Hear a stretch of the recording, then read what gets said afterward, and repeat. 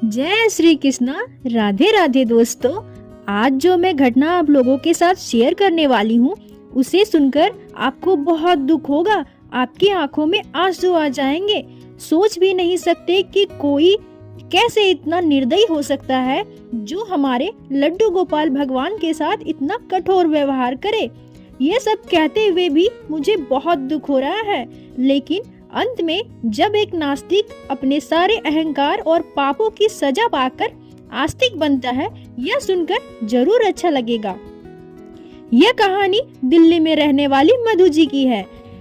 मधु जी कहती हैं कि शादी से पहले मैंने अपने मायके में कभी पूजा पाठ नहीं किया। घर में मैं अपने मम्मी को पूजा पाठ करते हुए देखती थी, लेकिन जब मेरी शादी हुई और मैं ससुराल गई तो मैंने ससुराल में भी वही माहौल देखा। मेरी सासू माँ भी पूजा पाठ किया करती थी। एक बार मैं अपने पति के साथ मनाली घूमने जा रही थी। जिस ट्रेन में हम लोग सफर कर रहे थे उसी ट्रेन की सेम बोगी में एक परिवार भी सफर कर रहा था, जिनके पास एक बहुत ही प्यारे से लड्डू गोपाल थे। वे लोग लड्डू गोपाल से बहुत ही प्यार कर रहे थे, उनकी बहुत केयर कर रहे थे, बहुत ही प्यार से उनकी सेवा कर रहे थे। उनके पास एक छोटा सा बच्चा था जो लड्डू गोपाल से लाड लड़ा रहा था। मुझे ये सब देखकर बहुत अच्छा लगा। मुझे भी मन में इच्छा हुई कि मैं भी लड्डू गोपाल की सेवा करूंगी। जब हम बाहर से घूमकर आए, उसके कुछ दिनों के बाद जन्माष्टमी का त्योहार था। जन्माष्टमी के 2-3 दिन पहले मैं अपने मायके गई हुई थी। मैं अपने भाभी के साथ मार्केट गई। वहाँ मुझे मन हुआ कि क्यों ना मैं लड्डू गोपाल खरीद कर अपने साथ अपने ससुराल ले जाऊं। मैंने किसी से बिना कुछ पूछे मार्केट से लड्डू गोपाल खरीद लिया और अपने ससुराल ले गई। मेरे पति और मैं दिल्ली में रहते थे, मेरे सास ससुर बिहार में, क्योंकि मेरे पति का जॉब दिल्ली में था। मैं दिल्ली पहुंचकर अपनी सासू माँ को फोन करती हूँ और ये सारी बातें उनको बताती हूँ। मेरी सासू माँ मुझसे कहती है कि बहू, लेने से पहले एक बार कम से कम मुझसे फोन करके पूछ लेती। गोपाल की सेवा करना बहुत ही कठिन होता है, एक बार मुझसे पूछना चाहिए था तुम्हें। मैंने उनसे कहा कि माँ, आप ऐसा बोल रही हैं? आप भी तो भगवान की इतनी बड़ी सेवक है, आप भी श्री कृष्ण की पूजा करती हैं। मेरे मन में इच्छा थी लड्डू गोपाल की सेवा करूं, इसलिए मैं लड्डू गोपाल को ले आई। मेरी सासू माँ कहती है कि श्री कृष्ण के चित्रपट की सेवा करना और श्री कृष्ण के बाल स्वरूप लड्डू गोपाल के विग्रह की पूजा करना, दोनों में बहुत बड़ा अंतर है। चित्रपट की सेवा में अगर थोड़ी बहुत गलतियां हो तो चल जाती है, परंतु जब हम लड्डू गोपाल को अपने घर में विराजित करते हैं तो हमें उनकी सेवा बिल्कुल एक छोटे बच्चे की तरह करनी होती है। मैंने कहा ठीक है, मैं ये सब चीजें करूंगी, और मुझे लेकिन ज्यादा जानकारी नहीं है, आप ये सब मुझे समझा देना। मेरी सासू माँ कहती है कि कोई बात नहीं, मैं तुम्हें सारा नियम बता दूंगी। 2 दिन के बाद जन्माष्टमी का त्योहार था। मैं बहुत ही धूमधाम से जन्माष्टमी का त्योहार मनाती हूँ। मेरी सासू माँ ने भी मुझे लड्डू गोपाल की सेवा करने की सारी विधियां समझा दी थी। मैं बहुत ही मन से लड्डू गोपाल की सेवा करना शुरू कर देती हूँ, परंतु कहीं न कहीं मेरे पति को ये सब पसंद नहीं था। वो मुझसे कहते हैं कि क्या तुम हमेशा लड्डू गोपाल किया करती हो? सुबह उठकर लड्डू गोपाल को स्नान करवाना, पूजा करवाना, उन्हें भोग लगाना, तुम यही सब करोगी तो लाइफ में आगे कैसे बढ़ोगी? तुमने कभी सोचा है ये सब तो हमेशा लगा रहेगा, तुम यही सब करके अपनी जीवन बिताना चाहती हो क्या? और भी बहुत सारी चीजें हैं लाइफ में करने को। मधु जी आगे कहती हैं कि यह सब रोज रोज सुनकर मुझे भी अच्छा नहीं लगने लगा। कहीं न कहीं ये सब बातें मेरे मन में भी आ गई कि मेरे पति सही कह रहे हैं। सुबह से शाम तक लड्डू गोपाल की कितनी सारी चीजें मुझे करनी पड़ती है। मैं अगर यही सब करती रही तो बाकी का काम क्या करूंगी? मेरी लाइफ में भी तो कुछ और है ना, मुझे भी कुछ करना है। ये सब सोचकर एक दिन मैंने अपने मायके अपने भाभी को कॉल किया। भाभी को सारी बातें बताई। भाभी कहती हैं कि कोई बात नहीं, अगर आप लड्डू गोपाल की सेवा नहीं करना चाहती तो मुझे दे दीजिए, मुझे भी लड्डू गोपाल से बहुत प्यार है। मैं कभी उन्हें अपने घर ना ले आई, परंतु आप मुझे गोपाल दे दीजिए, मैं उनकी सेवा करूंगी। मैं भी खुश हो गई कि चलो भाभी ने ये जिम्मेदारी ले ली। दूसरे दिन लड्डू गोपाल को अच्छे से पैक करके अपने पति के हाथों मैंने अपने मायके भिजवा दिया।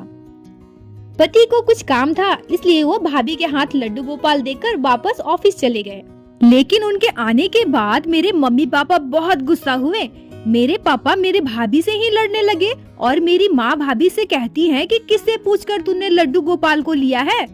भाभी कहती है कि माँ, मधु इनकी सेवा नहीं करना चाहती, मुझे कॉल किया था, लड्डू गोपाल की सेवा मैं कर लूंगी और मुझे हमेशा से ही लड्डू गोपाल की सेवा करने की बहुत इच्छा थी, परंतु कभी ऐसा संयोग ना बना कि मैं लड्डू गोपाल को अपने घर लेके आऊं।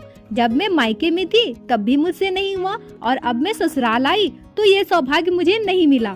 परंतु आज जब मधु ने मुझे कॉल किया और वो बोल रही कि मैं सेवा नहीं कर सकती, तो मैंने सोचा मैं ही लड्डू गोपाल की सेवा ले लूं।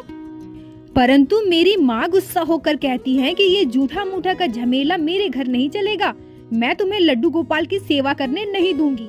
मधु जी की भाभी कहती है कि माँ, आप ऐसा क्यों कह रही हैं? आप भी तो भगवान की सेवा करती हैं, आप भी तो श्री कृष्ण की सेवा करती हैं। लड्डू गोपाल तो प्यारे से छोटे से बच्चे हैं, कोई मूर्ति नहीं है, आप ऐसा मत कहिए। मैं इनकी सेवा करूंगी, आपको कुछ भी करने की जरूरत नहीं है। वह कहती है कि नहीं, हमारे घर ये सब नहीं चलेगा, तुम कुछ भी करो, अभी इस मूर्ति को हमारे घर से निकालो। बहुत अच्छा हुआ जो मधु ने सही समय पर निर्णय बदल लिया।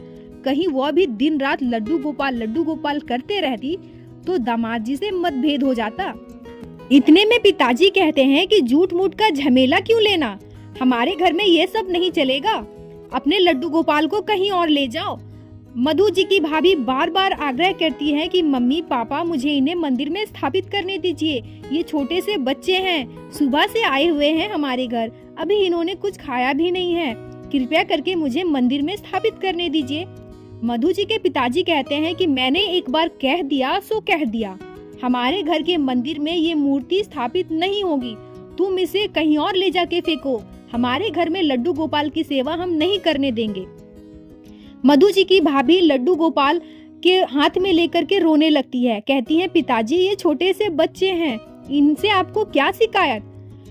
मधु जी के पापा बहुत ही गुस्सा हो जाते हैं और उनकी भाभी के हाथ से लड्डू गोपाल को छीन लेते हैं और कहने लगते हैं, अच्छा ये छोटे से बच्चे हैं, इन्हें भूख लगती है, तुम्हें इतना प्यार आ रहा है इस मूर्ति पे, तो अगर ये बच्चे हैं इन्हें भूख लगती है तो इन्हें चोट भी लगती होगी, अगर इन्हें चोट लगे तो ये रोएंगे भी, जिस तरह छोटे बच्चे को मारने पीटने से रोते हैं, तो क्या ये रोएंगे। मधु जी की भाभी कहती हैं कि मम्मी पापा आप लोग ये क्या कह रहे हैं, लड्डू गोपाल को मंदिर में स्थापित करने दीजिए, अगर आपको किसी भी काम में लेट हुआ या कभी कोई काम मैंने नहीं किया तब आप मुझसे कहना। मधु जी की माँ कहती है कि रुको मैं बताती हूँ, अगर ये छोटे बच्चे हैं तो ये रोकर दिखाएं। लड्डू गोपाल को मधु जी की माँ ने उनकी भाभी के हाथ से छीनकर डस्टबिन में फेंक दिया और बोलने लगी, तुम्हारे लड्डू गोपाल रो क्यों नहीं रहे हैं। मधु जी की भाभी दौड़कर जाकर लड्डू गोपाल को डस्टबिन से निकाली, सारे कचड़ों के बिन से लड्डू गोपाल को उन्होंने बाहर निकाला और रोने लगी, कहने लगी, माँ जी आपने क्या किया, आपने बहुत बड़ा पाप किया है, इसकी सजा आपको जरूर मिलेगी, मुझे मंदिर में स्थापित करने दीजिए, ऐसा मत कीजिए, आपने बहुत बड़ी गलती कर दी। इतने में उनके पापा ने उनके हाथ से लड्डू गोपाल को छीन लिया और उनके ससुर जी लड्डू गोपाल की मूर्ति को पत्थर से घिसने लगे और कहने लगे, अगर इसमें प्राण है तो ये रोता क्यों नहीं है, देखो मैं तो इसे घिस रहा हूँ, ये रो क्यों नहीं रहा। और उनमें हाथ से मारने लगे, उनको चोट देने लगे। लड्डू गोपाल को इतना चोट खाते देख उनकी भाभी से रहा नहीं गया, वो दौड़कर जाकर लड्डू गोपाल को अपने ससुर के हाथ से छीनती है और कहती है कि आप लोगों ने आज जो पाप किया है उसकी सजा आपको मिलकर रहेगी, आप लोगों ने बहुत बुरा किया। लड्डू गोपाल साक्षात भगवान हैं, ये छोटे बच्चे हमारे लिए हैं, लेकिन ये हैं तो भगवान ही, आप इतने कठोर कैसे हो सकते हैं। इतना कहकर रोते हुए वो मंदिर में चली गई और लड्डू गोपाल को मंदिर में स्थापित करके सेवा करने लगी। ये सब बात वो शाम कर कॉल करके मधु जी को बताई। मधु जी का मन भी बहुत उदास हो गया, कहीं न कहीं उन्हें लगने लगा कि लड्डू गोपाल को तो मैं लेकर आई थी, मैंने भाभी को यही सोच कर दिया था कि भाभी उनकी अच्छे से सेवा करेंगी, परंतु मेरे माता पिता ने लड्डू गोपाल के साथ इतना बुरा किया।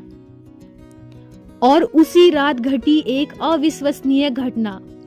अचानक से मधु जी के पति की तबीयत खराब हो गई। इतनी ज्यादा तबीयत खराब हुई कि वो ना चल पा रहे हैं, ना ही बैठ पा रहे हैं, ना ही सो पा रहे हैं। वो कहते हैं, मधु, ओ मधु, मुझे बचा लो, मेरे पूरे शरीर में दर्द हो रहा है, मैं बैठ भी नहीं पा रहा, लेट भी नहीं पा रहा, मुझे बहुत दर्द हो रहा, मेरा पूरा शरीर जैसे टूट रहा हो, मधु मुझे बचा लो।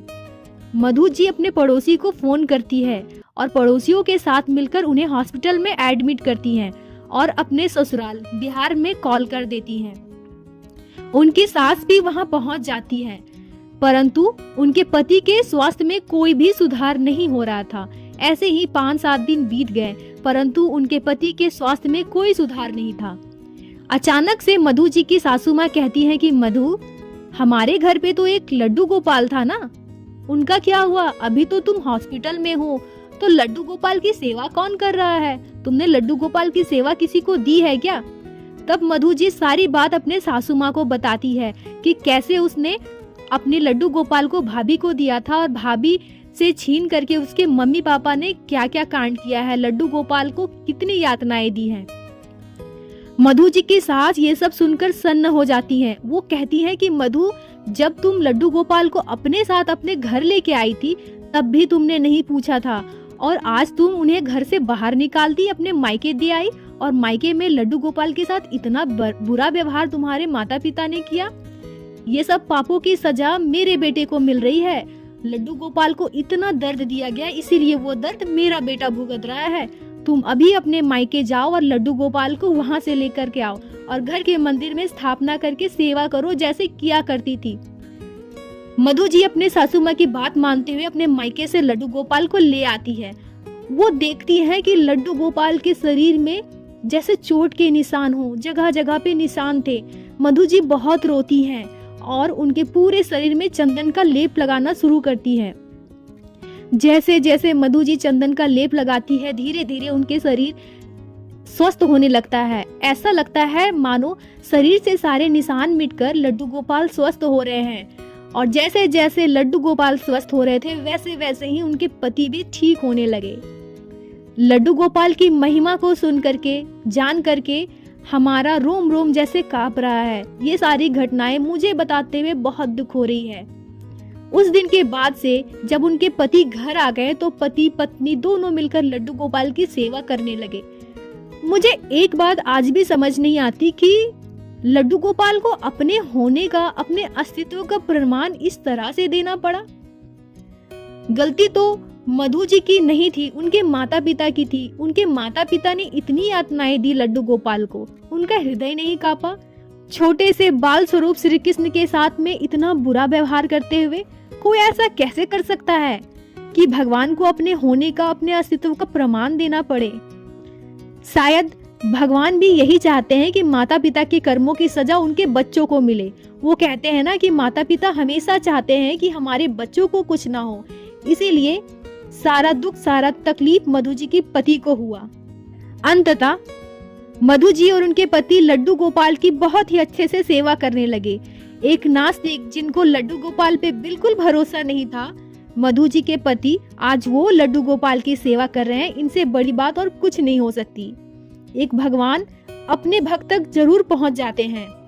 बोलो बाके बिहारी लाल की जय, लड्डू गोपाल की जय, जय जय श्री राधे।